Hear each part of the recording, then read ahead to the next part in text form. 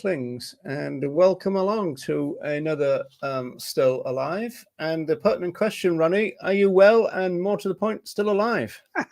I am not sure, although I didn't quite see the intro properly. I hope there's nothing wrong with my system. Oh, okay. I didn't hear any sound. I don't know what it was like for other people. Oh, it was fine. It was fine here. So did everybody hear the sound of those wonderful double countdowns? Did everybody hear that? Can we have a yes or no in the chat? Hopefully it's not my system, and I'm not going to have trouble further along the line. We'll have to see. Now, I heard the sound. Good. Now, one thing we wanted to say actually was the title that we chose, because neither of us is really. Thanks, Michael. Thanks, Vegan Graham. Thanks, Linda. Thanks, Lots of Explosions, BC. Serenity. Ooh, is that like that Belgium detective? Neither of us like the idea of voiceless, really. It's just that we couldn't resist the play on words, could we, really? So no, not at all. I mean, of course, animals aren't voiceless. They other animals, they all have voices. I think the word voiceless in relation to other animals is often used in the sense that they can't kind of protest for themselves, I suppose. In that sense, can't speak for themselves in terms of making demands. Yes, exactly. Yeah. I mean, so it's kind of it's a two-edged thing, isn't it? Because you can see why they're called voiceless, and you can also think, well, they're not. I mean, they'll actually kind of make their they'll verbalize their emotions and wants and wishes quite often. If it's only get away from me type thing. Yes.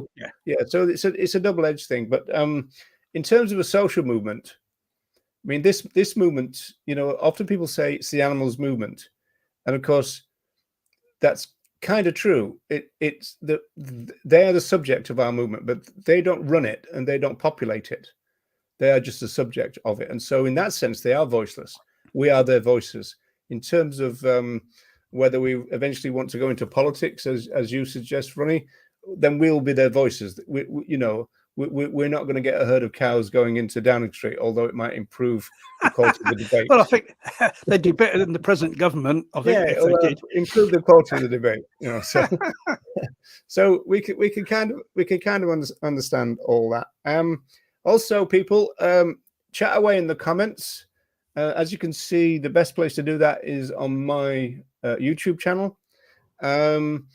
And we don't charge anybody to speak to us, so feel free to chat away, and we won't ignore you if you haven't paid. So that's one part of our kind of rules, if you like. Now, since we're talking about autonomy, Ronnie, a good first question might be, because I can speak for us both and say a bit more autonomy in terms of kind of self-actualization, organizing, kind of drive, kind of get up and go would be good for the movement. It's got something has happened, right? Yes. But I think we've both experienced times when it seemed to be a bit more buzzy, the movement, if that's the right word. So, I mean, when would you go back to? Well, I think in a sense, we can probably go back to the 1960s. I mean, of course, the big thing that's kind of changed in the movement over the years is now we've got vegan outreach, which is vitally important, and that's something that didn't really happen back in the day. So in terms of how the movement's evolved, it's great that there's much more emphasis these days on vegan outreach, because that's vitally important, and kind of we didn't have that way back in the 60s and 70s. But there's a lot of education-based outreach, wasn't there? Yes, I mean, I think the Vegan Society did the best to educate, but it wasn't like there weren't kind of people on the streets doing stalls and those grassroots events being kind of organised, back then. But where you did get a lot of autonomous activity was in what might be called kind of single issue campaigns for animals. I mean, Hunt Saboteurs, the first example, started in the 1960s, and then they kind of rapidly kind of set up local groups of Hunt Sabs, kind of set up, and I got involved in that in the 1970s. And how it kind of operated was there was like a Hunt Sabs committee, but the committee wasn't really there to sort of control people. It was there to kind of facilitate what people did at the local level in terms of distributing funds, in terms of producing a newsletter that let everyone know what was going on and stuff like that. So the Hunt Sabs really back then, and I presume it's still the same today, was was very autonomous in terms of the way that that the local groups operated, and the lack of that. They weren't waiting around for someone on the Hunt Sabs committee to tell them what to do. They'd get out and do stuff, and the committee was just there to assist them. And that's kind of was how the Sabs operated. And then you had the Animal Liberation Front, which is a brilliant example of autonomous action, where basically you just had these a few principles, and if people adhered to those principles, they were free to operate under the name of the Animal Liberation Front. There was no one; they didn't have to ask anyone's permission to do anything. There's nobody kind of telling them what to do. Nobody controlling them, and because of the way that operated, it enabled it to spread really rapidly. Because there was no kind of, there's nothing there to kind of really hold people back, and so very rapidly, the Animal Liberation Front spread throughout the UK and all around the world because of that, because of the autonomous nature of it. It enabled more actions to take place. I think the other example from back in those days were like kind of local animal rights groups. People would set up local animal rights groups. They weren't part of any organisation. They just set them up in their local area. They'd have a variety of different names according to what the people running them preferred, and they would get information, get leaflets from national organisations, but they weren't under the control of anyone else. These were autonomous groups that were set up by someone in that local area who had the kind of felt they wanted to get something going locally and instigate some action. So you had kind of those various examples back then of autonomous action, and it did lead to more stuff going on. Yeah, I mean, I would tell us a similar story, emphasize a bit more on the things like the street stall. So I'd go back to the early 80s in Liverpool when we had the animal rights shop. We had a stall, I think, 3 times a week sometimes. The sabbing was going on about twice a week. Also, that was the area that organised the grouse shooting sabs and the local, Cheshire kind of sabs, also the Waterloo Cup when it was on. So sabbing was a big deal, as we know in our past, Ronnie. Whereas vegan advocates don't seem to have much of a connection with the sabs anymore. That it used to be a real big connection at one time. So that's kind of interesting. And also, when you went sabbing with people, it was a good indication of kind of how they're going to behave in terms of other kind of forms of direct action. And so those were things like getting involved with the Northern Animal Liberation League, which was a regional group.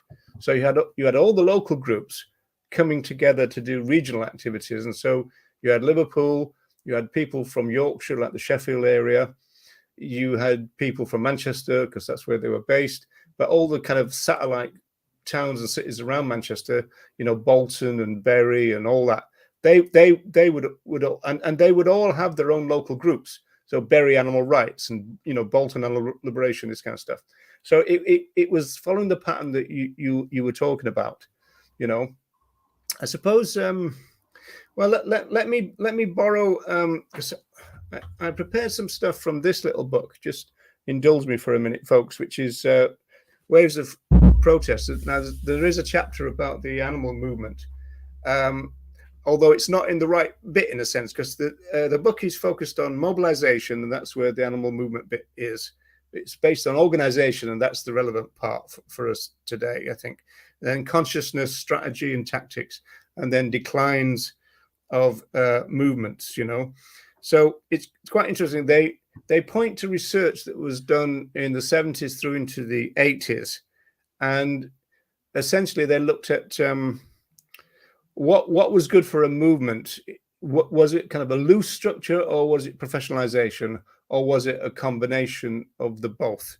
And so you don't, the thing that Ronnie and I have just described wasn't fully autonomous. It's kind of semi-autonomous in the sense that there was a relationship with the professional groups, but it wasn't a kind of, they couldn't tell you what to do, you know, and if they tried, you just wouldn't get the stuff from them, right? And so there you might have animal aid with a local contact. I mean, in Liverpool, we had Merseyside Animal Rights Committee.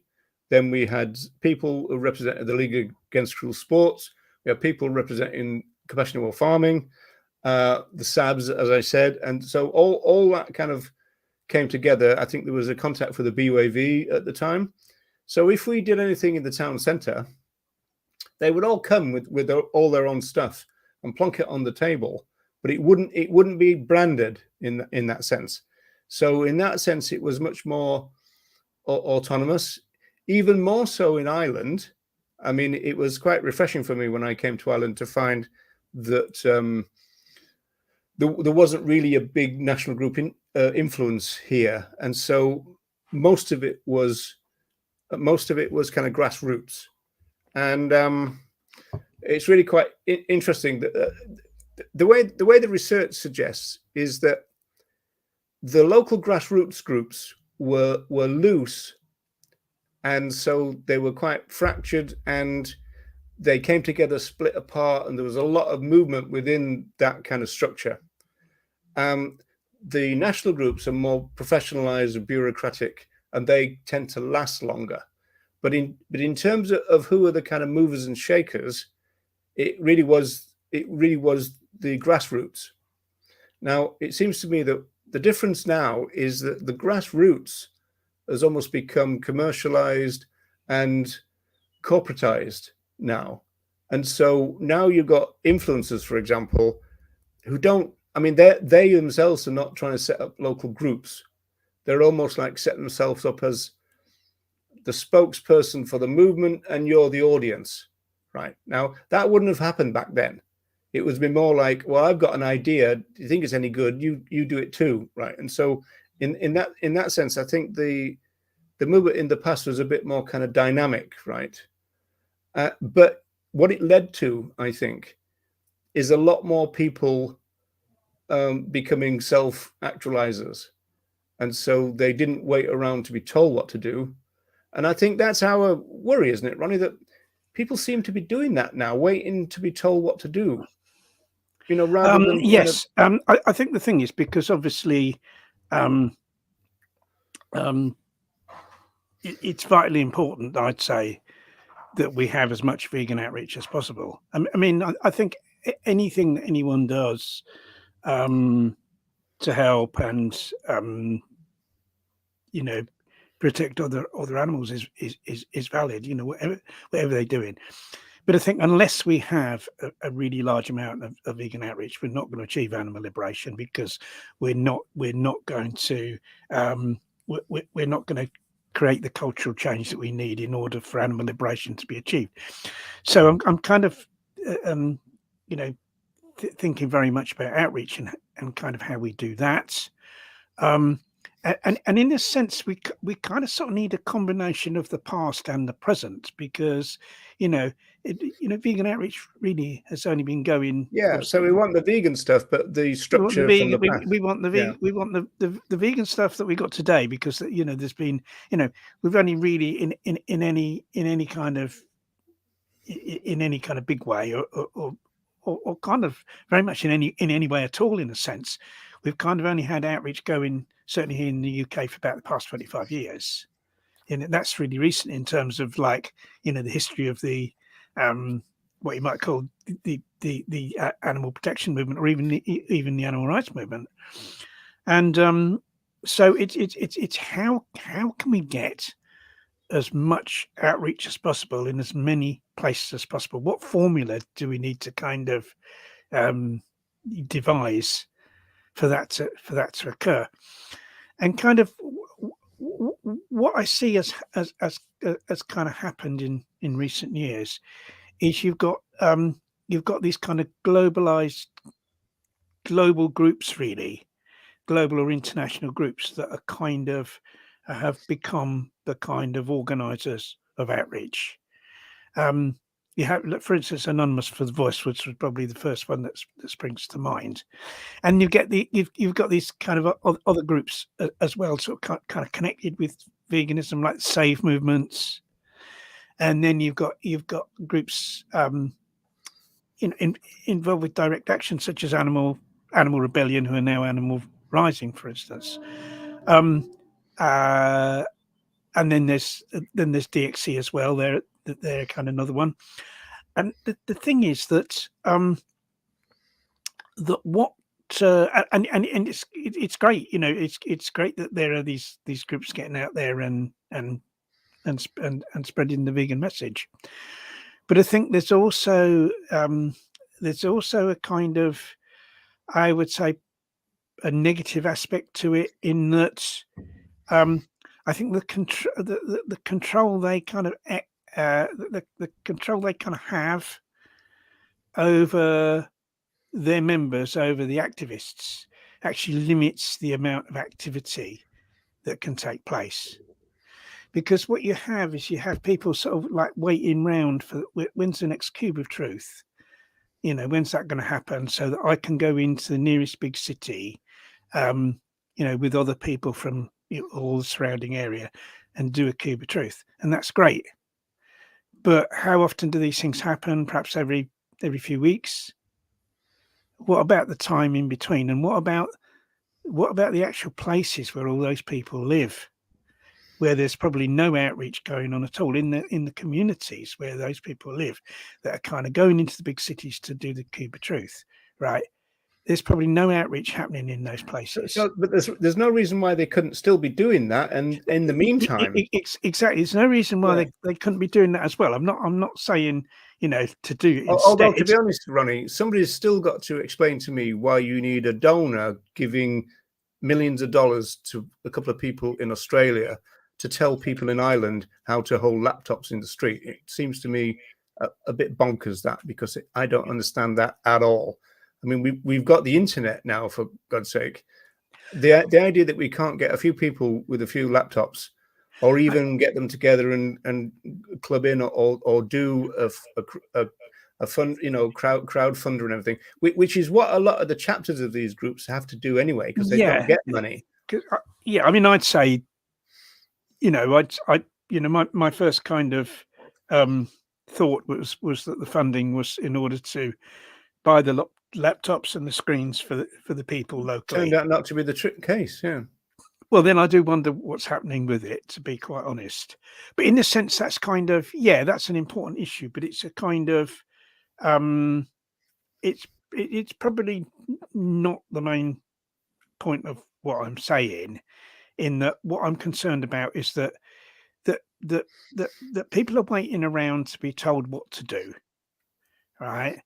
Whether it's by, whether it's by AV, kind of, whether it's by the Save movement, whether it's by Animal Rising, right? When what we need is a lot more of those people to instigate and carry out their own actions. The more instigators we've got, the more organisers we've got, the more actions will happen. The more actions that occur, the more we spread the vegan message, the more people will become vegan, and the quicker we're going to achieve animal liberation. Yeah, So and in a sense, it's gonna feed into what we've done with all those kind of examples of other things to do apart from that. Then if you don't have the personality to do the kind of AV, the kind of, you know, the staged kind of things, but you do have in terms of getting a few people together and door dropping and all that, those things don't get in the way of AV. Certainly not in no, Ireland. no. If people like to, I mean, I It understand. doesn't happen. It doesn't even happen frequently enough No, here. no. So Well, I there's can loads of understand space. people wanting to kind of meet up with you know, a fairly large group of other vegans and kind of get together and stuff like that. And I think there's often a social element to these things as well, kind of afterwards, which is good, I think. I can understand that, but kind of what about in the meantime? And I In the think meantime, yeah. what's really important is like what we need is really for all vegans. But I suppose particularly vegan activists, because those are people who are active already and already doing stuff, to think about what can I instigate in terms of outreach in the local community where I live, and how can I involve other local vegans in that community who at present probably aren't doing anything active to promote veganism. How can I involve them in outreach?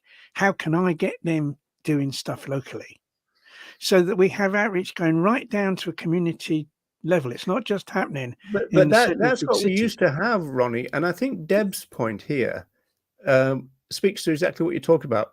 It seems like the smaller grassroots folks wanted to do to actually participate. Now the large organizations just want you to donate money. Now it didn't used to be like that, in the sense that you would get some of it back, or at least, I mean, obviously you had that, there was a little bit of if you knew the people running them, you'd get more and everything. But it was the case that there was a relationship between these kind of power centers and everywhere else in the country. And so that, I mean, obviously they would prefer you to go under their banner, but people didn't do that. They said, well, we'll call it Merseyside Animal Rights, and we'll get leaflets from Animal Aid and BYV and everything else, and we won't be your kind of, you know, free labor. We're a group in our own right, using your stuff. I mean, this is pre-internet. I mean, now it's much more easy for people to produce their own stuff. It was virtually impossible then, or else very costly. So the difference is, as Deb's saying here, is that large organizations, I mean, not only did they have a relationship with the local groups, that relationship was there because they set them up or helped set them up, right? And we've got an example of, you know, kind of modern day thing going on in Britain where they're trying to do that again, you know, coming up. But see, that seems to be that there's not. I mean, is this still going on? I mean, is there a, you know, in your area, is there a local NAVS group? Is there a local animal aid No, group? there kind of tends not to be. I think in terms the large organisations just want you to donate money. I think it kind of depends on the organisation. You know, I think a lot of them want people to do stuff, but they kind of want people to do stuff like under their banner and under their control. If you see what I mean, that it's got to be done as a particular way. It's got to be done under their banner. But people wouldn't agree to that, but they would still say, well, look, if you want to send us some of, in fact, in those days, you sometimes have to pay to get them to send their leaflets. But you said, you know, you give us some leaflets because we need them, and we'll give them out. But we're not going to be your group, right? So why can't that happen again? Well, it could happen again, and kind of, I want to see that happen again. But it's really up to it's really up to the present day vegan activists to say to themselves, well, look, you know, okay, at the moment I'm just going along to this event that's under the umbrella of another organisation, and I'm abiding what that organisation wants me to do, whether that's AV, whether that's the Save movement, or also I'd say, and perhaps I can come on to talk about this a little bit more later, also animal rising as well. I mean, that's obviously a different sort of action, but I think that the same thing applies to that, in the sense that that what I want to see is those activists, okay, as well as doing those things they're currently doing, as I've said, to think about, look, what about my own area? What about the other vegans in my own local area that currently aren't activists, aren't involved in outreach? How can I become an instigator locally and an organizer locally to get stuff going actually where I live in my own local community? And as it used to be. So there's no reason why we can't regard, say, AV as the equivalent of the now. And so, I mean, like AV in Ireland, I think they go out every 6 weeks, maybe. I don't think it's not very often. So, but that doesn't stop people doing all kinds of stuff during those. No, it doesn't. No. And that's what I'm looking at. I'm not kind of here to kind of criticizing what people are doing in terms of getting involved, with the Cuba Truth and other stuff. What I'm saying, I'm talking about as well as that. I'm talking about what can you do as well as that, like, in your local community, because unless we get this community outreach going, that we're not going to be able to do enough outreach to make the difference that we need to make. We need to take the vegan message everywhere, to suburbs of cities, to small cities. There's a lot of small cities where there's no outreach at all happening. To towns, to villages. I mean, I was just, earlier today, I was distributing leaflets in one of our local villages, door dropping leaflets. How do we, and we need that, if we're really going to get anywhere, we need this widespread outreach everywhere, and we need to involve a lot more vegans in it than are currently involved. And there are a lot of vegans that aren't into going into the cities and doing these big events, that aren't into kind of doing AV, that aren't into doing Save things, for instance, but we'll do community stuff. We've got people locally in our local group that, I'll sort them out some leaflets, and they'll go and deliver them, in their own time, in their local area. Now those people wouldn't do other things. They're not the sort of people for whatever, because of their work commitments or other things they're involved in, that would go into a big city and take part in a Cuba Truth, for instance. But they will do this. They will do this like kind of community outreach. They will come and help at a store locally. They will deliver leaflets locally. They'll do stuff like that in the local community. And I think there are a lot of vegans like that in local areas that currently aren't doing anything, because there's no one in that local area that's kind of instigated anything that they can do. Well, yeah, but the point is, then it begs the question: well, why don't you instigate it then? I mean, that's what used to happen. That's right. We need more. I mean, like obviously the mantra that I kind of always recite is like, if you're not vegan, go vegan. If you are vegan, become an activist. And that is really important. That we have so many. Probably the fundamental problem is that the number of vegans who kind of aren't active in spreading the vegan message, that don't really go out of their way to spread the message. Obviously, they might have conversations with people where they talk about veganism, but I'm talking about kind of making that effort to kind of go out of your way to kind of to do stuff to spread the message. It makes you wonder, Ronnie, whether there was some, in this organizational sense, some advantage to the single issues, because then you get people who were specializing in those, but they would all come together to form a local group or a regional group and everything. And so everything was happening all the time. And they were all kind of, well, there's this demo, there's that demo, there's this thing. And so then you had the local relationship with the regionals. And then you had the kind of same thing happening again when there was a national thing, which is obviously, contentiously usually in London, but not always. And so you had a lot of activity locally. Then you had regional things which kind of happened monthly or every 6 weeks, like the AV, and then you had national things which happened, 3 or 4 times a year. Now, it seems to me that you've got all that still going on that regional level, if you call AV that, and on the national level, if you call surge that, right, that kind of stuff. But the local bit is missing. Yeah, the local bit's missing, and the only way that we're going to kind of get the local bit going is for people that are kind of at the moment kind of just activists or activists that they're joining in with these other events. We need those people to take the initiative in their local areas to stimulate action locally where they live, because there's bound to be. I mean, it's like vegans.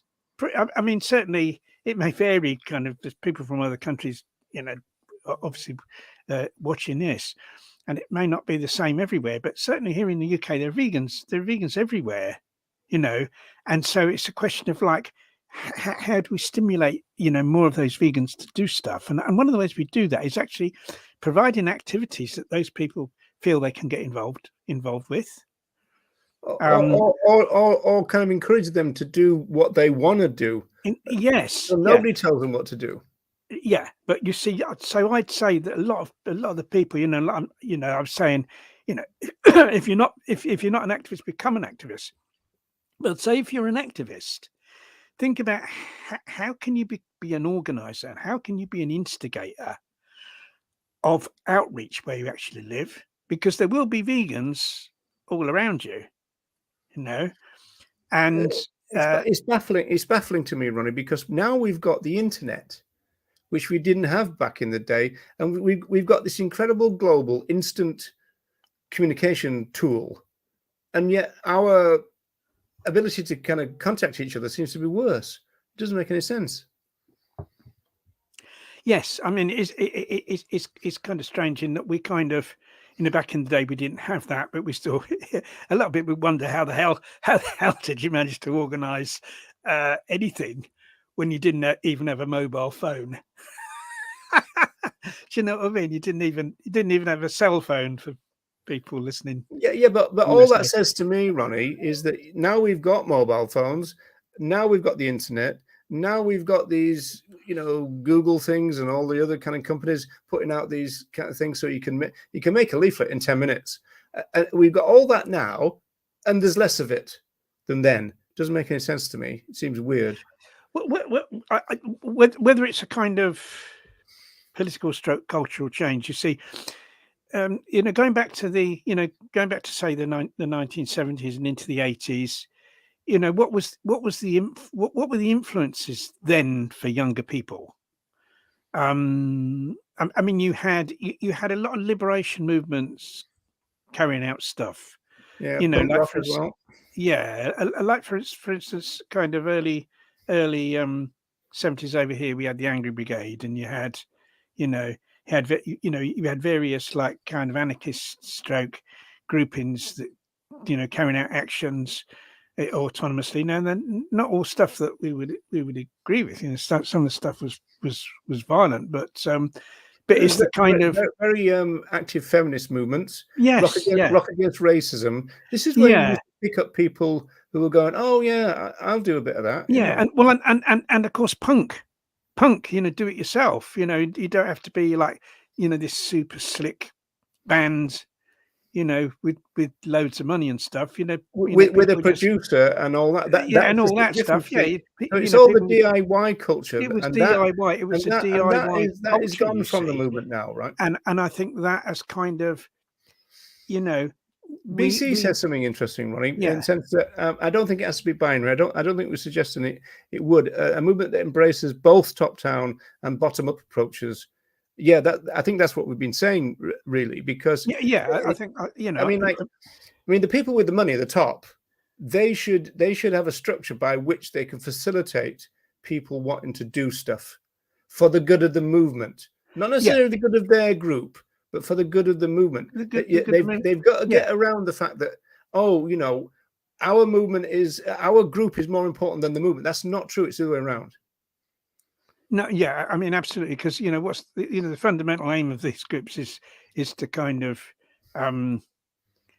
you know, is to kind of protect animals in some way, isn't it? Yeah, it's not even about continuing to exist. If the best thing to do for other animals, I mean, do you remember the time when we were in prison, Ronnie? And there's all that thing about the BUAV giving loads of money to Boots the chemist or the vivisection, and your solution was, well, the BUAV just close down then, and then it'll rise. Yeah, You know, yeah. out the we'll call it Yeah, something I think else.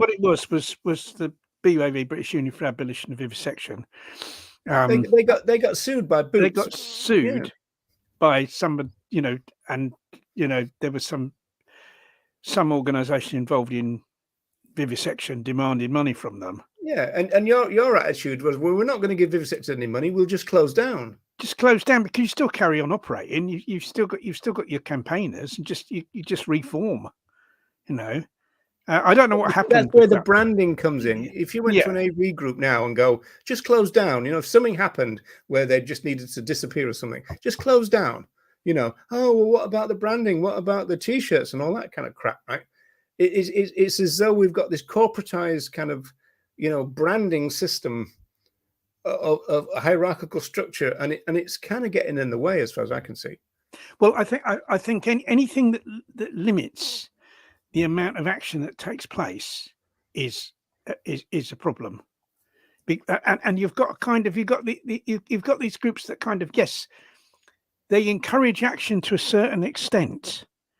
You know, they are encouraging people to get involved in action, but it's not in the best way that those people could do action in itself. It's kind of encouraging and it's limiting at the same time, because if we want the maximum amount of action, we've got to encourage the maximum number of people to organize action and to organize and stimulate those actions everywhere.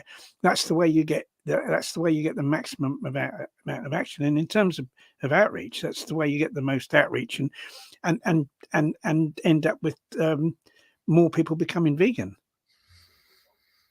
Let's take a couple of things in reverse order, as it were. Only on the grounds that it's addressed to me, but this is Graham saying, I think AV Island is closed. You see, okay, well, start it up again. Call it something else. Well, you know, all those people that were going out and doing the Cube of Truth in Ireland, what they should do is each of those people should think to themselves, where I live, how can I stimulate outreach? You know, how can I get together with a few other local vegans? Yeah, I mean, this might be an opportunity to have a revolution with this idea. First of all, AV Island of Dublin, you know, I'm not quite sure which groups are which, because the involvement I had was with Earthlings, but AV Island, as far as I know, they were the ones who had one of the groups or chapters, whatever they call them, that had to do a fundraiser, crowdfunder, to get all their big screens and everything and all that. So they don't belong to AV, right? They belong to the local group. Now, so where are they? So well, yes. I mean, they should still be available, and those people could organise. You don't have to be part of any other organisation to hold up a screen in the street with the video on it. No. You don't have to be part of any bigger organisation to do an information stall. Yeah, the Dublin group kind of was very experimental. They tried it without masks, with masks, with kind of funny masks. You know, they didn't. Again, you know, kind of don't follow any rules. People break the rules and see what works. Yeah. And you need a really big variety of different forms of outreach, because different messages and different ways of spreading the message appeal to different people as well. So we need that. Well, I've covered you over there, Ronnie, but somebody's agreeing with you, so I thought you might accept that.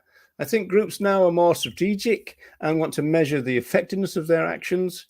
I don't necessarily like corporate. However, we can't argue that the Hunt Sabs and AR are achieving results. Well, I wouldn't think. I mean, the Sabs are not a corporate thing. However, love what you say. I kind of wanted to say something about like animal rising as well, and of course, I'm have a lot of solidarity, with them, and they've obviously, created a lot of awareness regarding horse racing. We know their recent actions. But you see, there is kind of quite a lot of control with them. And there's branding, all this branding, isn't it? Like now it's the pink t-shirts and the pink banners and all that kind of stuff. And I kind of,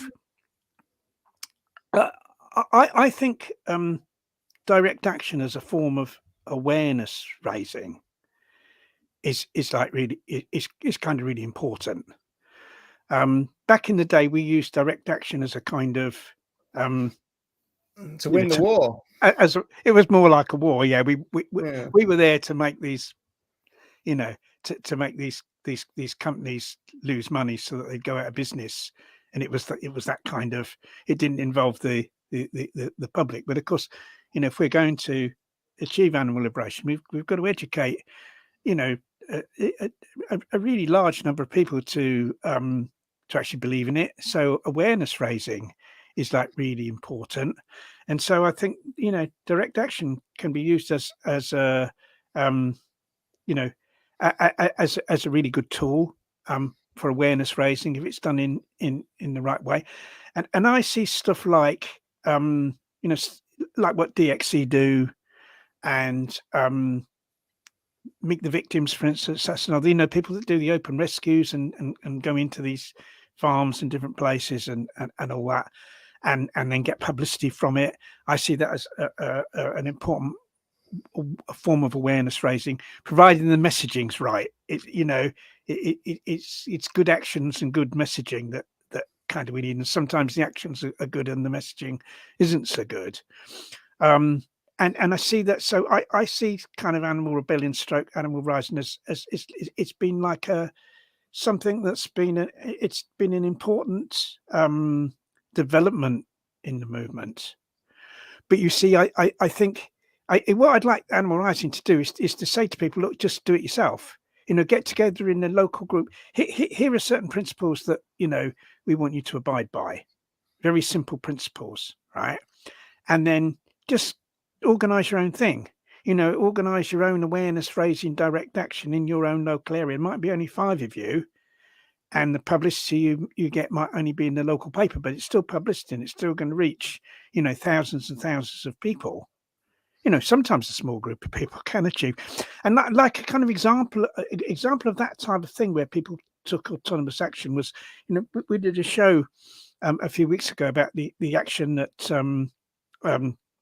that 5 women took against the animal research laboratory called Sequani, which is in Ledbury in the kind of sort of west of England, where they organised that themselves. It wasn't under the umbrella of any big organisation, and it got a certain amount of national publicity. It got a lot of local publicity, to kind of create awareness of animal experimentation. And that's the kind of autonomous action that people can get together and they can kind of carry out these kind of low level sort of direct action isn't massively serious. They got arrested though, Ronnie. But they the point, got arrested. Yes, I mean, and another 5 people can't not stop them come together and go, what do we want to do? What do we want to do? And then how do we put that into action? Yeah, I think the thing is, obviously the animal rising actions do involve people being prepared to be arrested, and I think it's really important that people are fully aware of the consequences of that before they go into that, because it's not just the fact that you kind of may eventually end up in prison, but it's also you might be fined. You've got court costs, you've got travel costs.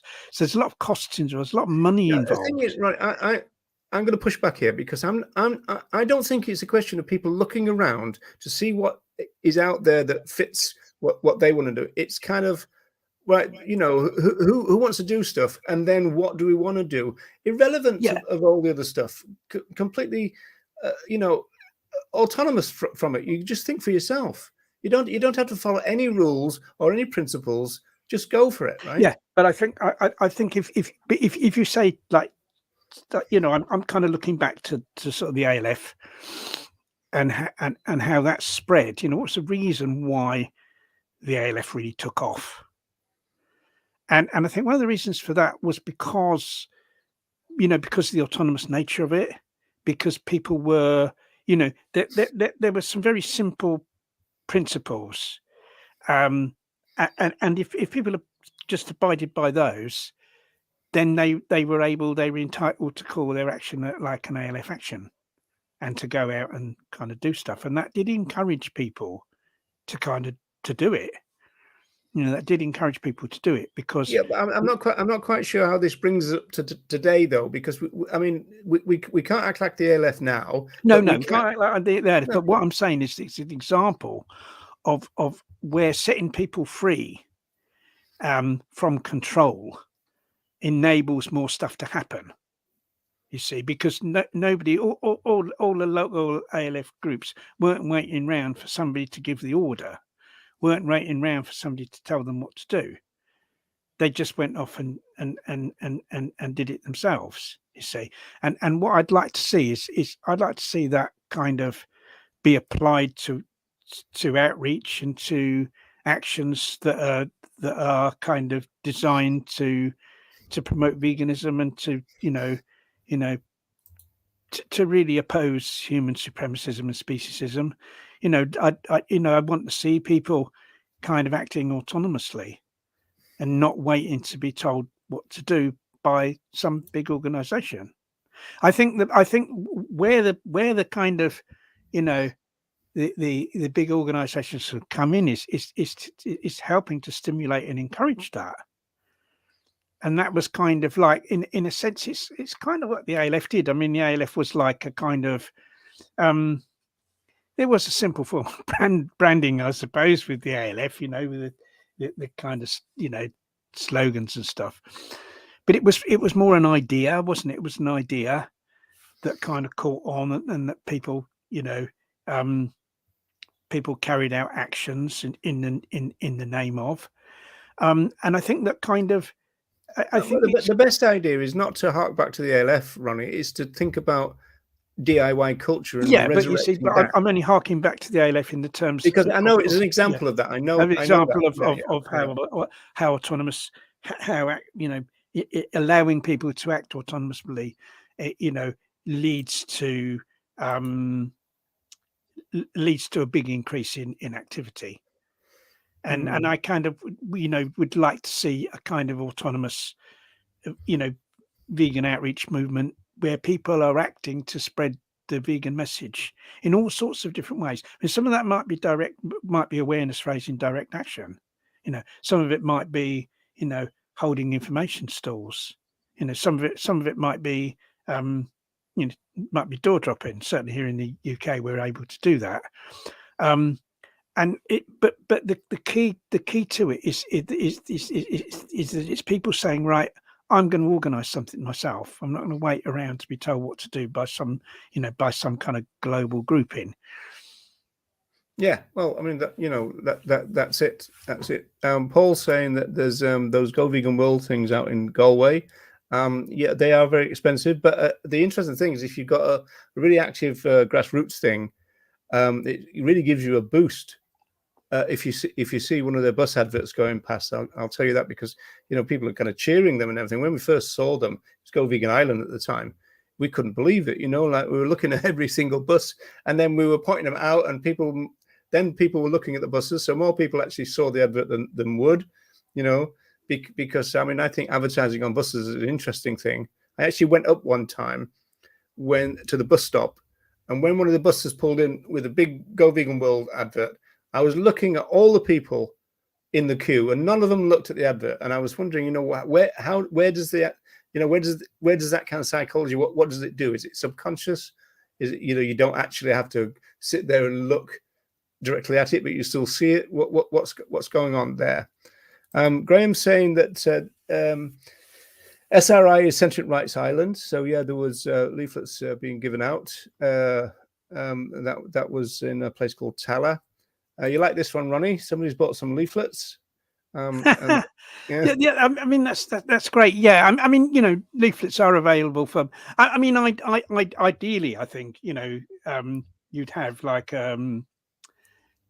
some kind of centralized place that produced leaflets for for grassroots groups. What you mean, like the internet? Well, the thing is, you see, it's kind of that, you know, to produce leaflets in. I mean, we distribute thousands of leaflets every year, our group, and But have you ever been down to your local printers and found out how much they cost? well, yeah, we do sometimes have leaflets printed, And but is it very expensive? we wouldn't be able to afford to have printed the amount we distribute. No. No, so that's where your patrons come in, and that's Yeah, where your you see, crowdfunders so of come in. course, you know, And that's you know, where, if you're in North America and you want to do that, then just close down Peter, who a multi-million-dollar corporation, and then split the money between all the activists instead of I think the concentrating it all in one bleeding place. It doesn't make any sense. yeah.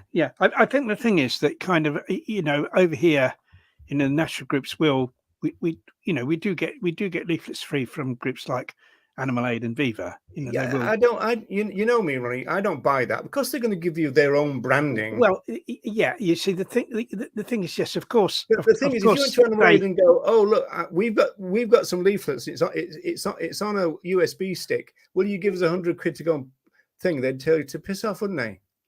Well, because it hasn't got maybe they will. yes, I kind of know that they get the you know, if somebody decides to give a donation, they're going to give the donation to them. Yes, of course, and it's a question of like kind of. But this is not DIY, then, is it? It's a question of almost like the grassroots have got to be a bit more savvy. And it used to be that we have a relationship with the national groups, but it wasn't a slave relationship. We had much more autonomy. I think. But I think really back in the day, we still used to give out their leaflets, and there'd be, you know, as you said, there'd be a variety of different leaflets on stalls. It's just, but the thing is, the variable there, Ronnie, is that we didn't have any choice. I mean, I think ideally what I'd like to see is I'd like to see some kind of central point for the for grassroots groups that that attracted funding that could then be distributed to the grassroots groups, and that also that also had some kind of print shop that printed leaflets and distributed to the groups. That's kind of ideally what I'd like to see. That was a federation idea, wasn't it? Yeah, but you see, I think the thing is, that will only happen when someone says, right, I'm going to take that on as a project and I'm going to organize that as a project. Well, because you're not doing much, Ronnie. What's the matter with you? Oh no, it's not. It's not going to be me. But it would be good if someone. I mean, that's the only way it'll happen. That's the only way it'll happen, so that people can, you know, because if you print, you know, leaflets in bulk, then they're a lot cheaper. You see, yeah, but then you've also got the postage thing, so it might not necessarily be much better than all the local and regional groups going to their local printer and shopping around and finding out who's the, you know, these little. I mean, like where I used to live, there was like a little little printer shop, you know, just down this little side street and everything, you know, competitive rates and all that. So you need not just to go to, you know, your local kind of library and get it printed there or anything, you know. Well, I think in terms of our, you know, what we found ourselves is that like the big print firms are a lot cheaper than the local ones. Yeah. Okay. We'll shop around. Yeah. Unfortunately, so you kind of. Here's one for you, Ronnie. I've talked to several inactive vegans locally, and some have told me that they want to do activism but not outreach, talking to strangers. Yeah. There's a place for many forms of activism. So, Serenity, I would say that if you look back in our kind of catalog, if you go to my YouTube channel and look in the playlists, and you'll see Still Alive. We've got now 6 programs about different forms of activism. And the last one was our kind of top 10, the ones that we liked, because there was a lot of weird stuff mixed in with some of it. But you know, we're trying to do exactly that. We're trying to kind of suggest there's not just 3 or 4 things that everybody does. That's not the end of activism. There's a lot of outreach that doesn't involve talking to anyone. I mean, like I was, delivering leaflets today. I didn't talk to anyone really.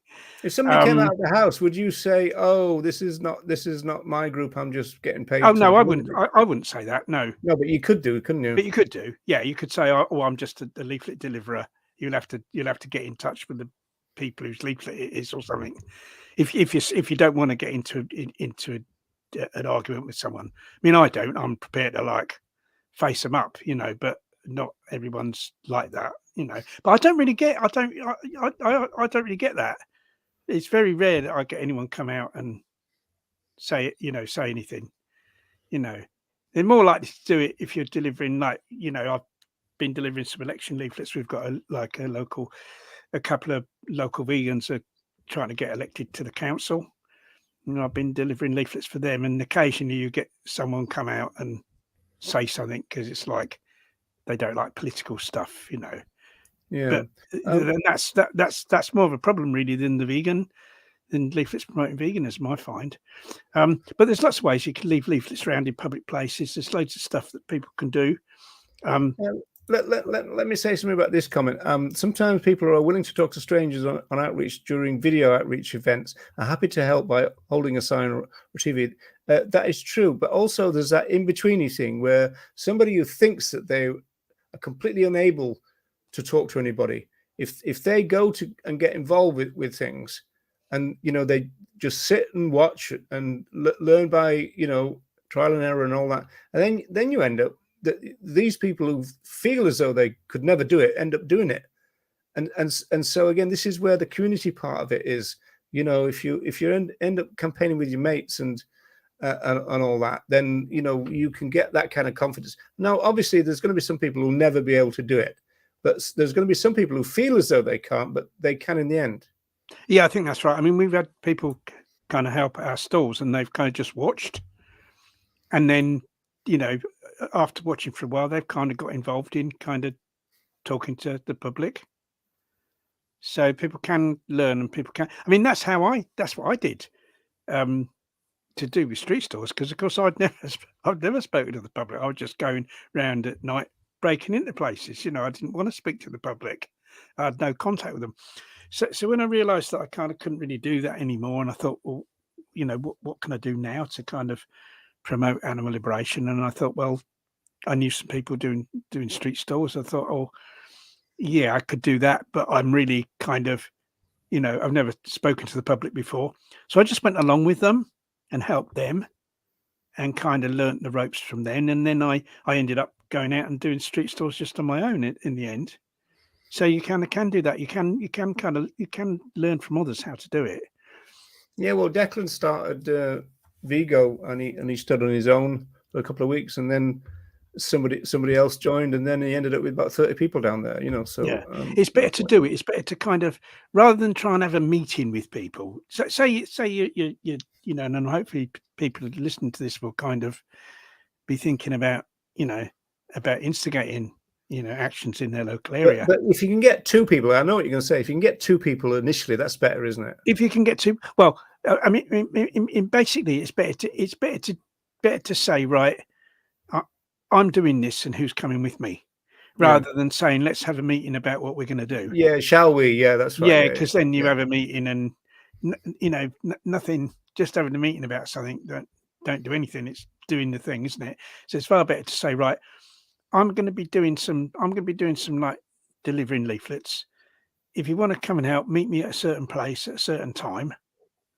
And then, if no one turns up, you can still go off and do it on your own, and you're still doing it, and and stuff like that. If you're trying to kind of get things going locally, get involved in your local vegan group on Facebook, and kind of put something on there saying who's interested in getting him, because a lot of the local vegan groups, like Facebook groups, unfortunately, very few of them do any outreach. Loads of them are just like kind of social groups, people putting pictures on there of cake or the latest. But you can start your own group. Now, you've got a group called Encouraging Vegan Education. I've got a group called the Federation of Local Vegan Groups. Right now, why can't we have Encouraging Vegan Education Dudley or Encouraging Vegan Education? Well, I think we can. The thing is that there are already kind of lots of vegan groups, say on Facebook. No, but orientated towards doing activism. You're not. I think It's not what you about could do recipes, is right? that you could recruit people from those non-active groups. You put a post on there saying who's going to come along and help me, do so Well, and so. good luck with that. We had terrible trouble with that. Yeah, In I Dublin. mean, it can be kind of very, very frustrating. I mean, like we've got our local vegan group. We've got about on Facebook. We've got about 900 members. Now they're not all those people are local, but probably I'd probably say maybe 300 or 400 of those people are in the local area. Out of those, we've probably got about 10 people tops that ever do anything active out of that. Well, But that's common. There used to be a Facebook group in Dublin. I won't name them, but at the time, I think they had about 8,000 or 9,000 people. I think they've got about 13,000 now. But they were actually criticizing outreach, even just being there with the table and that, because they said it was too militant and it gave them a bad name.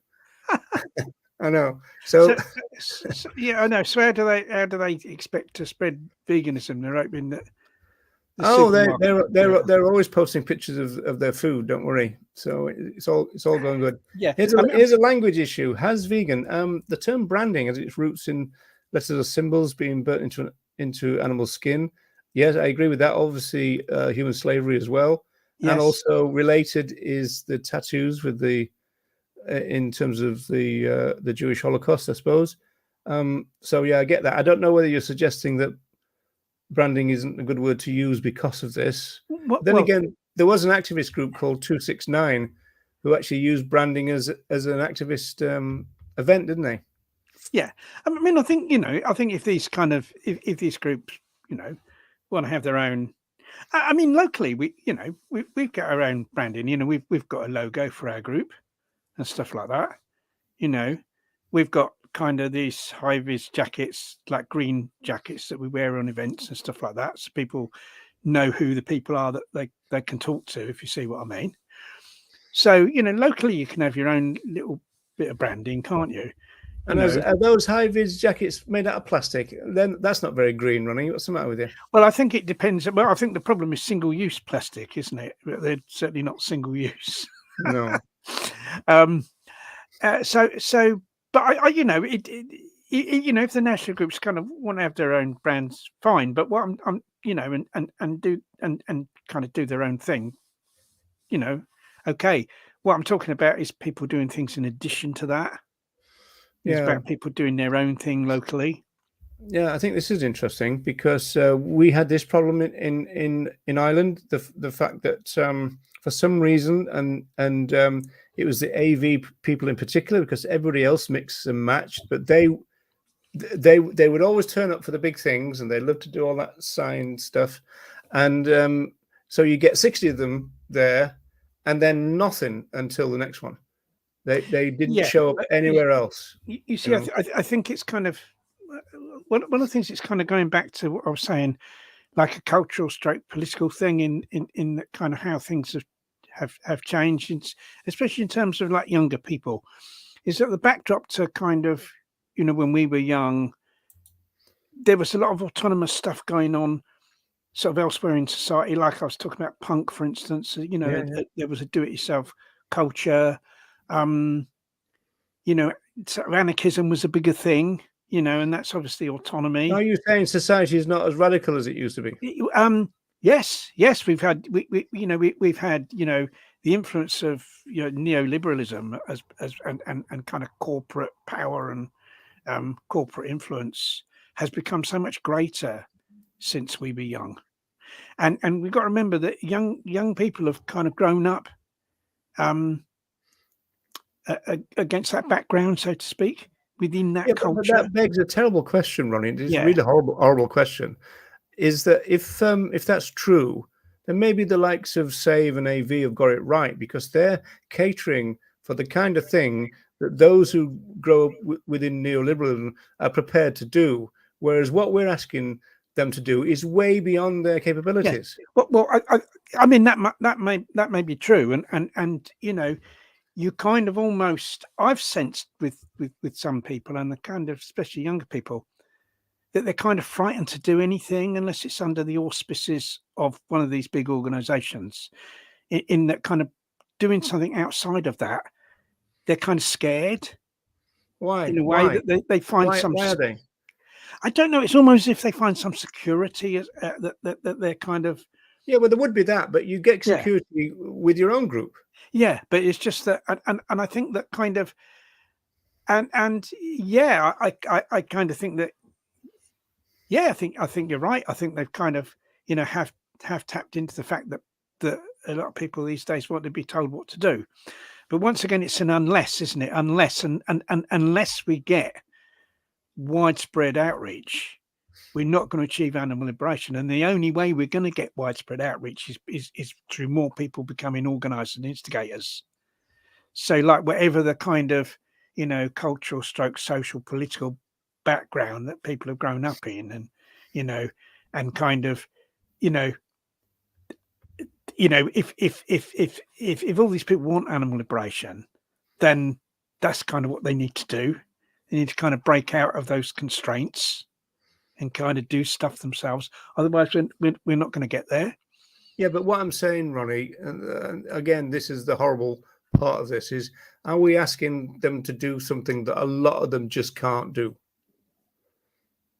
Well, I think they can do it. I think it's just a question of, like, kind of, they've got to maybe make more of an effort to do it than kind of we did, because it was something that was already a bit ingrained in us, wasn't it? It was ingrained in us through the culture, and it's not with them. So I think it probably demands more of an effort, but I think that effort can be made, and it has to be, you know, because that is. I mean, look, we've been rumbled here. Paul's realised that we're in the same room, so yeah, he's over there on the sofa. But normally we pretend that we're in a different city. I think I have to kick Roger out. He's eating all the food. Yeah, sorry about that. Yeah, Nicola, I get what you're saying, and I understand the context that you put it in, but I still wouldn't see the unsubs. I think it's more that. Yeah, Hunt Sabs asked for money. But I mean, my experience of the Hunt Sabs was that the kind of there was a lot of autonomy for local sab groups. You know, there wasn't a control. You know, there were certain kind of methods of sabbing that were kind of, you know, that were kind of spread around. You know, everyone was educated in how you sab a hunt, and if you wanted to set up a local group, you just set up a local group, and that was it. And then they would, you know, if people wanted financial help, you could ask for financial help, and if the funds were there, like centrally, then the Hunt Subs committee would help you out, you know. And yeah, I think so. That another thing that's gone, I think, is there used to be, but again, I think this is pretty much city, but there was a lot of universities like Leek and that which weren't really in cities. But you know, there was a big relationship between the local group and the local poly group and the local university group. And in those days, because it was Thatcher, the you know, rope bridge snatcher that ended up killing all this, because you used to have like an animal rights group in the university and a poly. You had an animal welfare group in the university and the poly. Had a hunt saboteurs group in the university and the poly. So that's 6 groups there, all run by the same people, but in different kind of connotations. They didn't have any money, so we used to give them money so at the Freshers' Fair, people would come up and go, I'm interested in this. How much it is to join? They say, well, it's £3, but we'll pay you're in, right? And then they get their grant and give us the money back. I mean, I don't think anything like that goes on anymore. And I think it's because universities are really strict with groups now, whereas it didn't used to be. So there's another problem.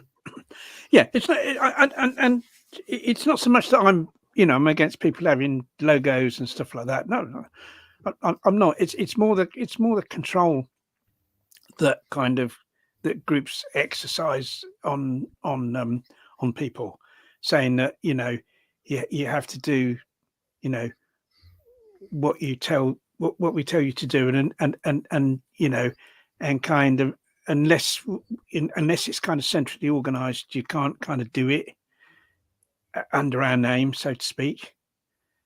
You know, and it's that kind of thing, or that's kind of more, you know, that's the kind of more the problem I've got. It's not so much the logos, it's more the control. What do you think of this one? I'm wondering about y'all's thoughts on if vegans should support initiatives to negatively impact slaughterhouses monetarily by attempting to have their municipalities enforce health violation fines, etc. I mean, that is really a kind of pressure campaign, single issue pressure campaign. So I don't know whether people in the chat would be into that, but I don't think Ronnie and I would.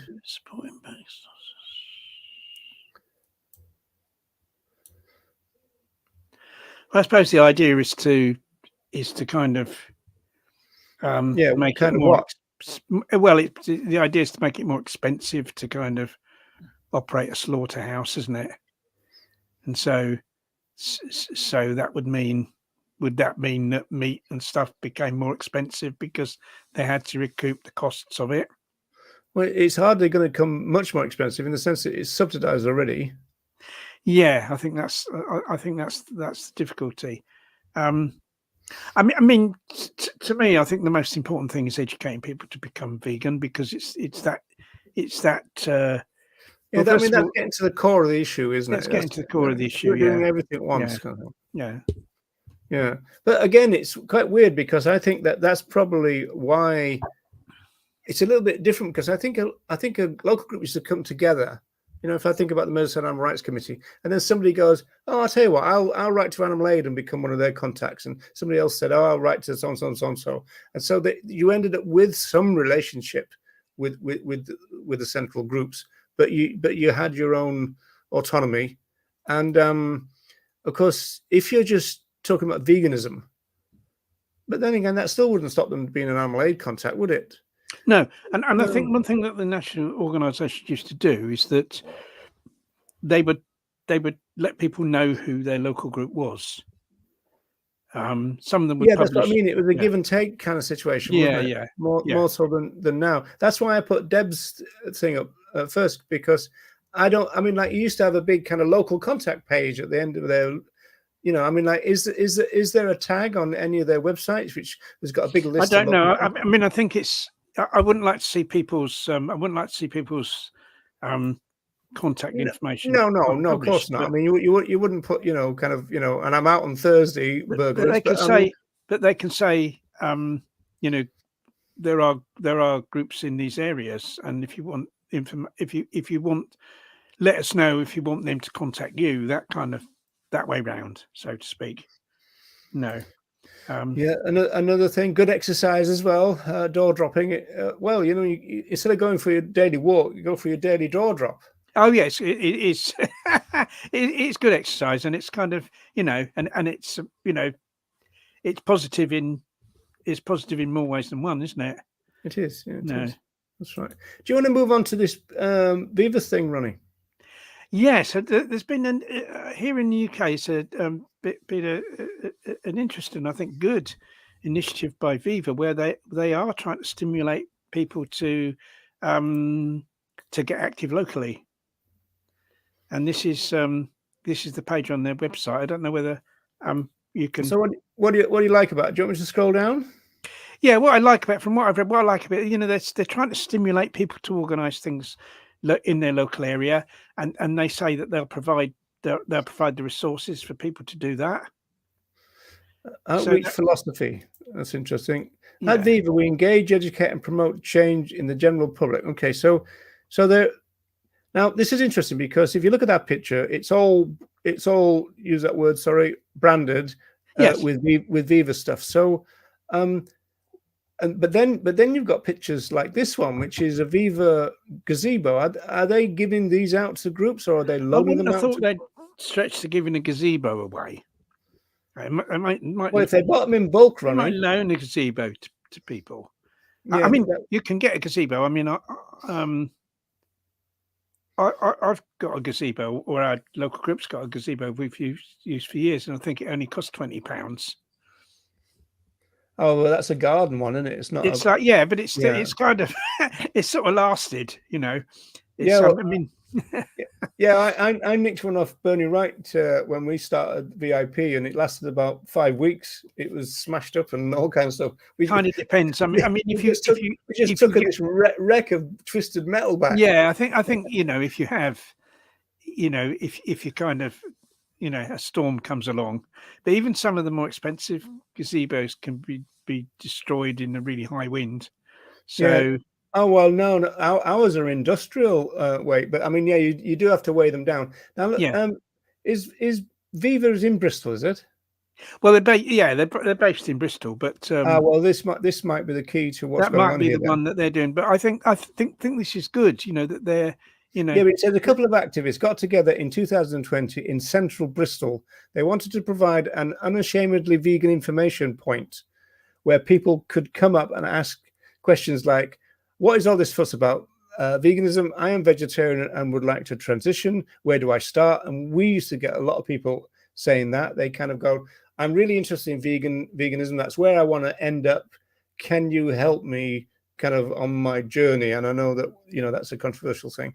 And why am I seeing all these vegan products in my local supermarket? Now, that is the most important thing to me, because local people can answer that question and also add to it and go, oh, and do you know about the restaurants? And do you know about this new cafe that's opened, you know, 3 days ago, and this kind of stuff, right?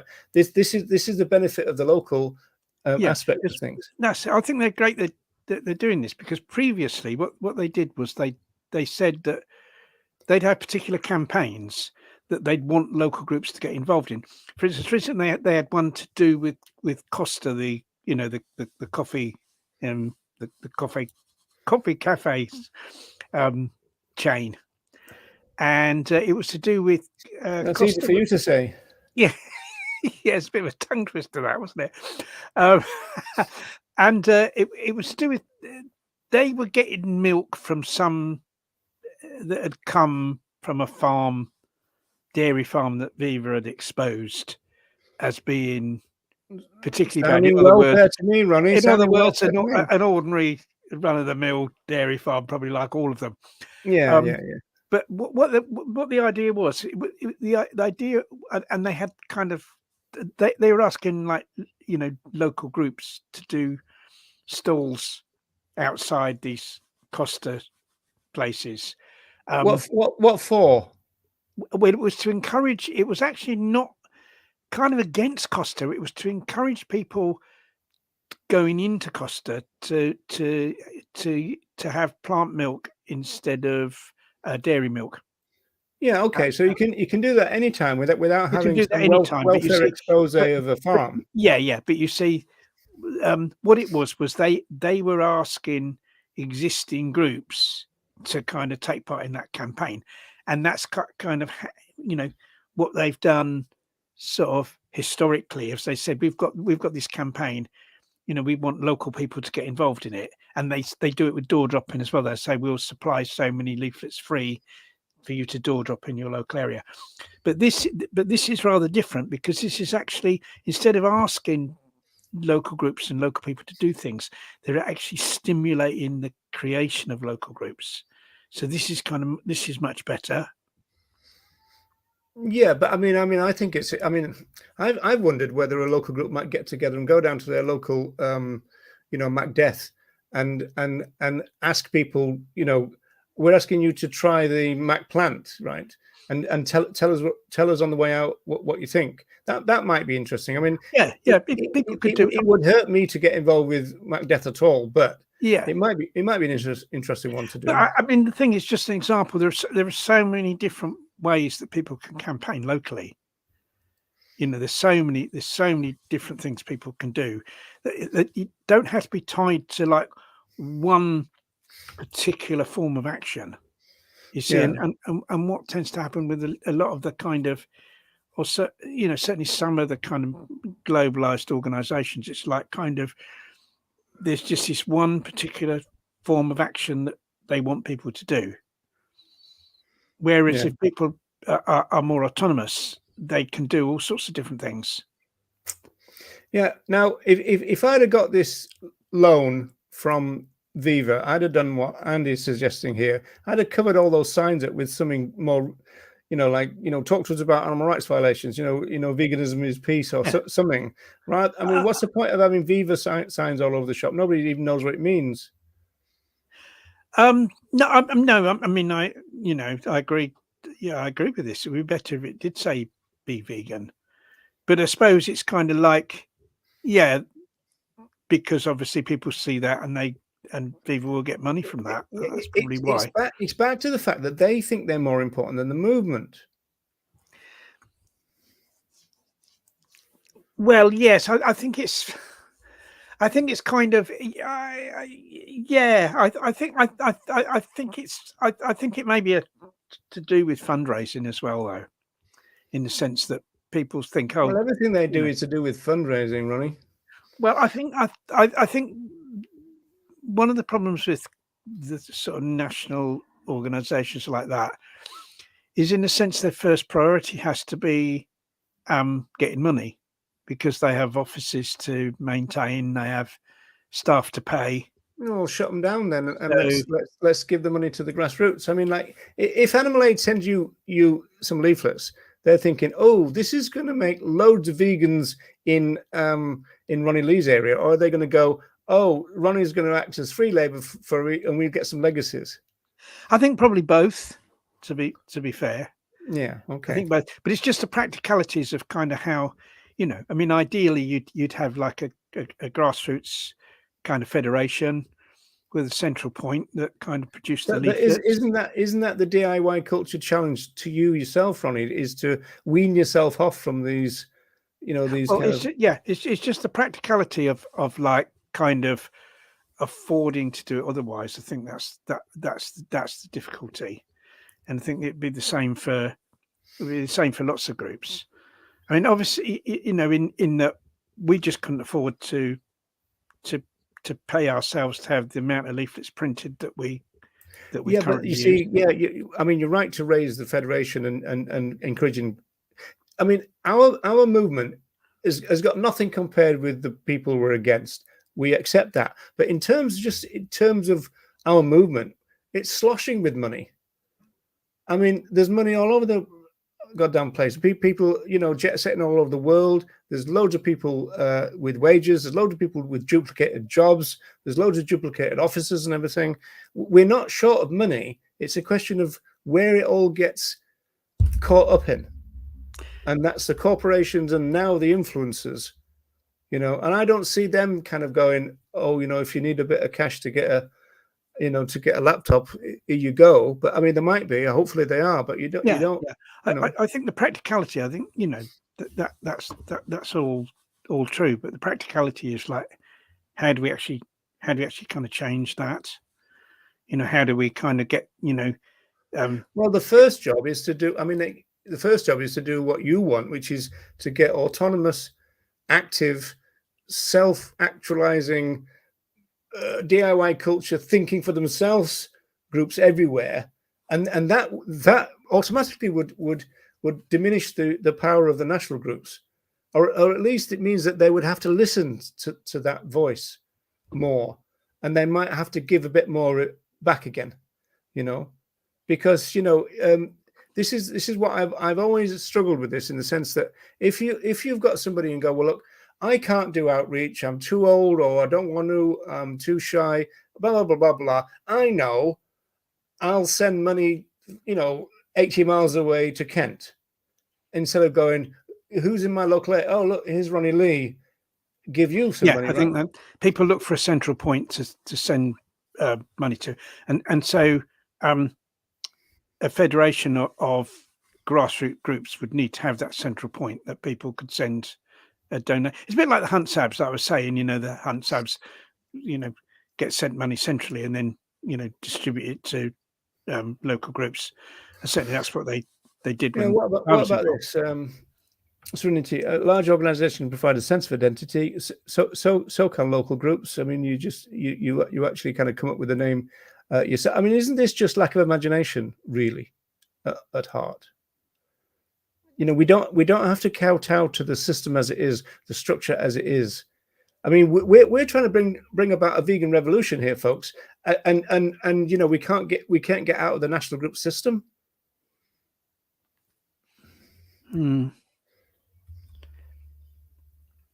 Yeah, yeah. I mean, I think the bottom line is really that we need more people to instigate stuff locally. I mean, to start with, it may mean that, you know, the materials they get would come from national organisations. But I think in the long term, we need to be thinking about some sort of federation where we produced our own materials. Well, the federation idea came about in the 1980s, so it's not as, you know, it's there's not been a great support for it because people I mean, and I'm not blaming anybody here. I mean, people are socialized into the movement that they join, you know, which is why, you know, a great lot of the influencers ended up talking about animal welfare because they joined a movement called animal rights, but it was an animal welfare group, and so they just started, you know, talking about the things that the movement talked about. They got the movement's leaflets. They started repeating those facts and figures and all that. They read the movement's welfare books like Animal Liberation and the Melanie Joy crap. And so it's not their fault that they got socialized into the movement. But there comes a time when you've got to break free. Yes, and it's up to people really as individuals to do that. You know, you know, like I said, you know, people who are active at the moment, but who kind of aren't organisers, who just go along to things that are organised by someone else. You know, probably in their local nearest city or whatever. I'd say it's like really important for those people to think, right, I need to become an organizer and an instigator, and I need to be doing that in my local area. Yeah, I agree with that. And if this is the first start, then I think this. I think this is a really. I think this is a really positive. Yeah, you know, a really positive initiative. Yeah, I think it's this is the first start, but it's not the be and end all of it. And it's, you know, I think it's a really positive initiative by Viva, and you know, I'd like to, you know, I'd applaud them for it because, you know, if this gets things going at a kind of grassroots, you know, level, then brilliant, and that's kind of. You know, that's good. And then what the grassroots need to do then is say, you know, that big banner at the front, can we change that to, you know, go vegan instead of Viva and all that? I mean, we're not going to take all your signs off you, but, you know, we need to put the movement and the movement's messaging first.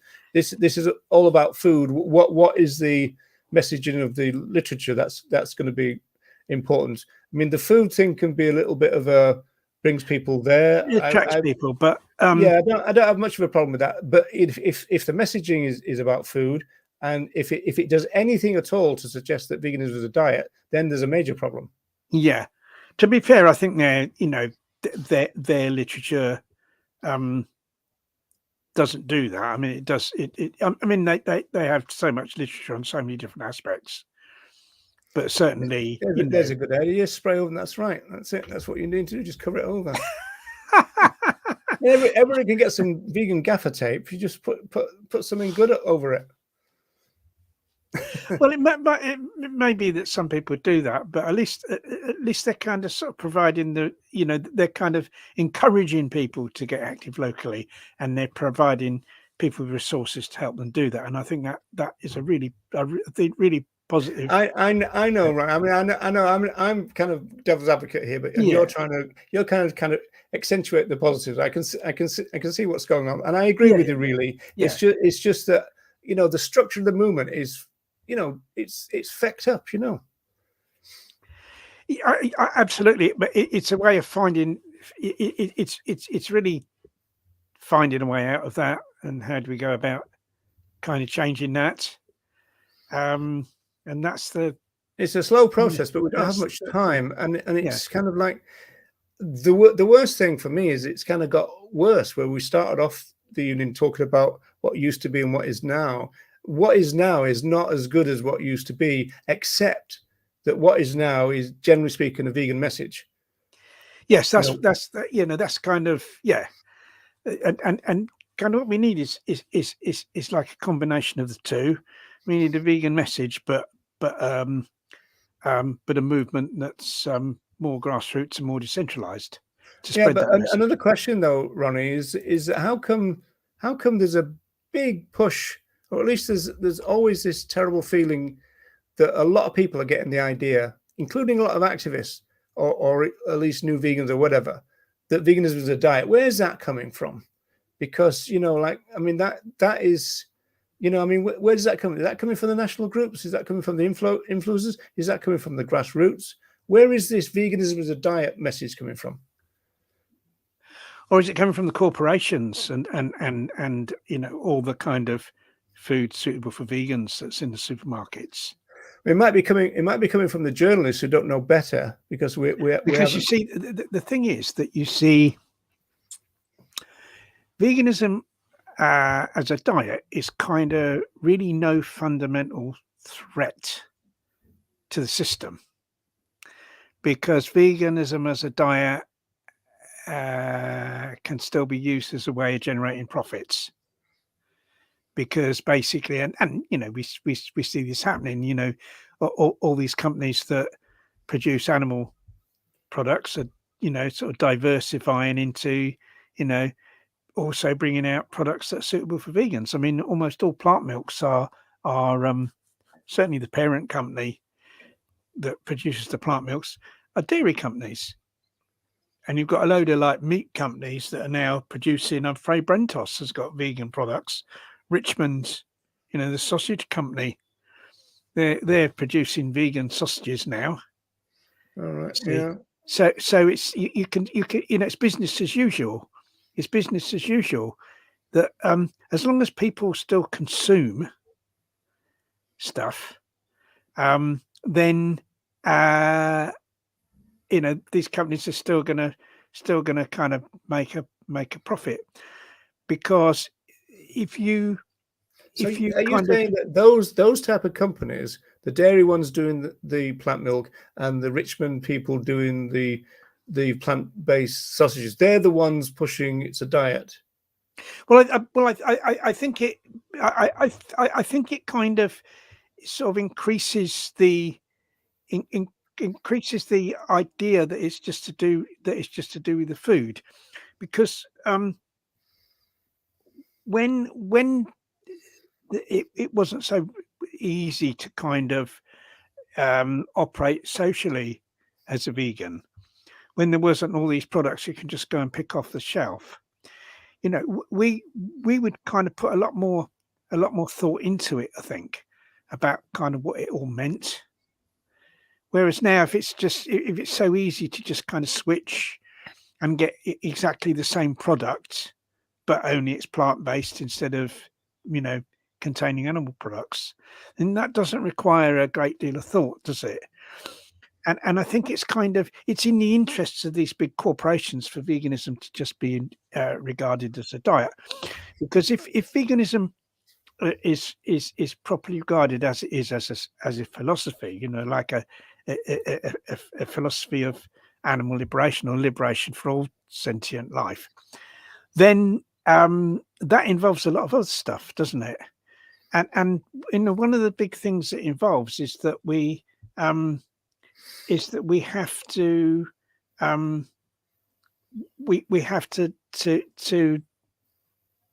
kind of curtail all this consumption. Obviously, we still need to kind of consume food, obviously, to live, but lots of other aspects of our consumption have to be curtailed so that we can properly protect the natural world and the animals that live within that, and that's all in accordance with the vegan ethics. Now these big companies don't want that. That's the last thing they want, because then that affects their profits. So it's in their interests for people to regard veganism only as a diet and not as a philosophy. Yeah, I get that. Do you think their reach then reaches into the vegan community too?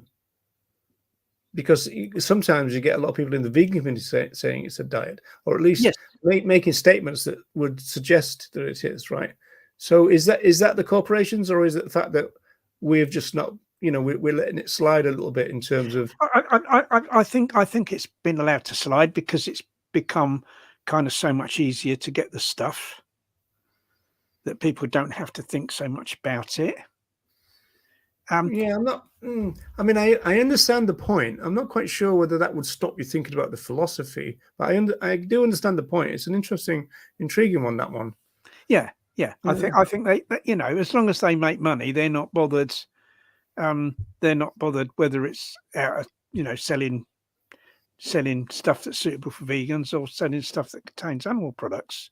I mean, Yeah. obviously, you know, I can see that, you know, I can see, you know, I'd rather these companies produce products suitable for vegans than they didn't produce products suitable for vegans, and rather that supermarkets had lots of that stuff than that they didn't have lots of that stuff. And I think we've got, It's an inevitable thing that capitalism is going to. I think we've There's got to. be a niche market, aren't they? And they're going to exploit it. Yeah, I think we've got to kind of also look at it at a deeper level, because it's actually that, you know, that corporate system, and you know, an economic system based on making profit that is like, you know, this is destroying the natural world and the homelands of so many animals. Right, we're going to have to wrap up soon, but we've got one thing to clear up. And Mr. Ronald Lee, you are guilty of of putting out a confusing statement last week, and somebody's asked you to clarify what you meant. So I think the suggestion is that you were saying, well, what is the suggestion? Because you've got the answer, so maybe you could... yeah, it was suggested. Yeah, in our last show, I was talking about the problem with kind of, you know, working or like kind of campaigning, or the involvement in campaigns, shall we say, of people who were say racist and sexist, you know, people that had far right wing views, and you know, the difference, you know, between campaigning alongside someone like that and campaigning alongside someone who wasn't vegan, who is kind of in some ways could be seen as just as bad, because they were like, you know, they'd be promoting and encouraging the oppression of other animals, you see. And that was the, you know, it was suggested, oh yeah, you know, I would campaign alongside a non-vegan, but I wouldn't, you know, want someone who was like racist or sexist to be involved in the campaign. That was kind of what it was about. But you were talking about not a vegan campaign. You were talking like Camp Beagle and that, weren't you? Yeah, I think obviously if you're involved in a campaign promoting veganism, you wouldn't be campaigning alongside non-vegans anyway, because why would they be involved in the campaign to promote veganism? The thing, if you're involved in a campaign, say for instance, I'm involved in a single issue campaign, which I kind of wouldn't be involved in anyway, but really because I prefer to, you know, to stick to promoting veganism. But like say that I was, that the problem with the problem with someone who's, say, racist or sexist being involved in that campaign is it's going to put other people off from themselves being involved. It's going to put, you know, people of people of color or people of, you know, different ethnicity from being involved, and in the case of someone's a sexist, it's going to put women off from being involved, right? So that is the problem with having people with those prejudices involved in those campaigns, right? And in the sense that's different to having someone who's non-vegan involved in those campaigns, right? Okay, then it's not great for someone to be non-vegan in terms of, you know, of the effect of that person on other animals, but that person isn't going to be perceived as a threat by other people who might be involved in the campaign. And that's what I was really getting at. Okay. The idea was that you were more concerned with people who were oppressive towards humans than you would be with people who were oppressive towards other animals.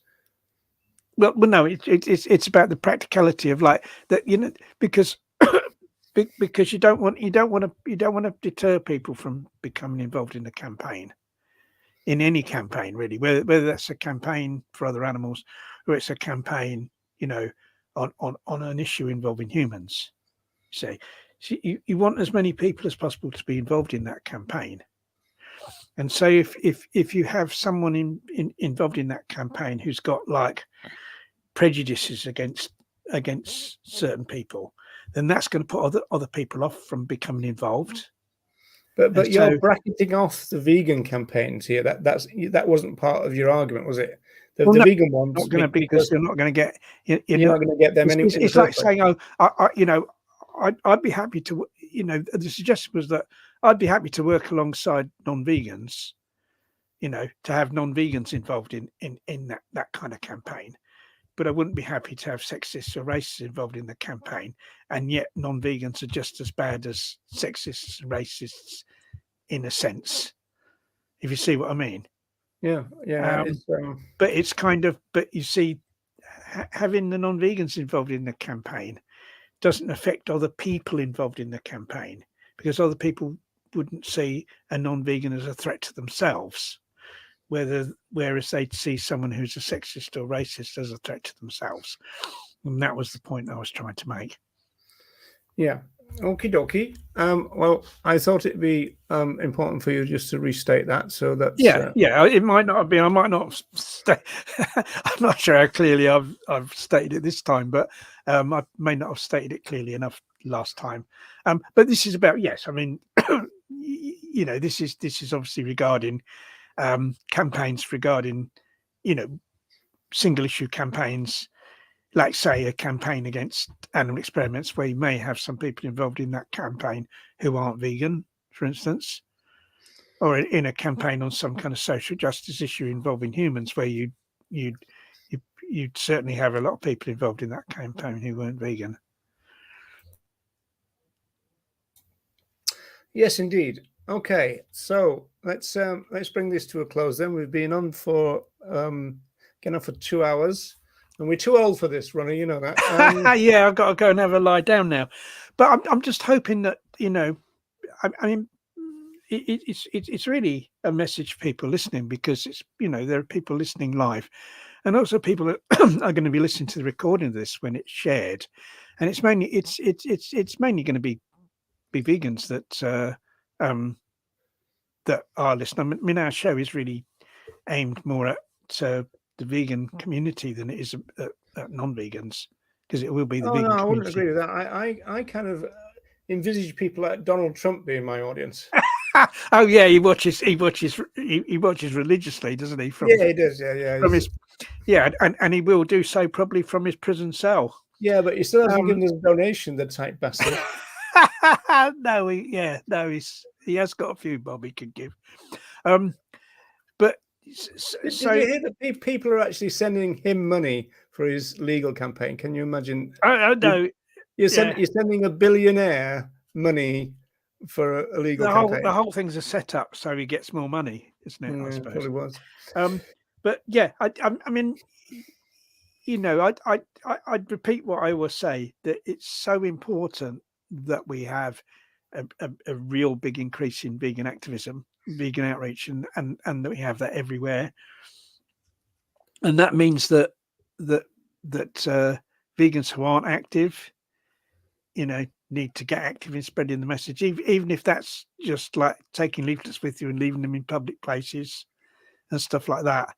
Think all the time about how can I do more to spread the vegan message.